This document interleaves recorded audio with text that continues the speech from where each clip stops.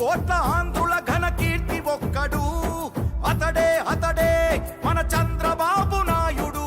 ఖైదు పడ్డ తెలుగు భూమి విడుదలొక్కడు, అతడే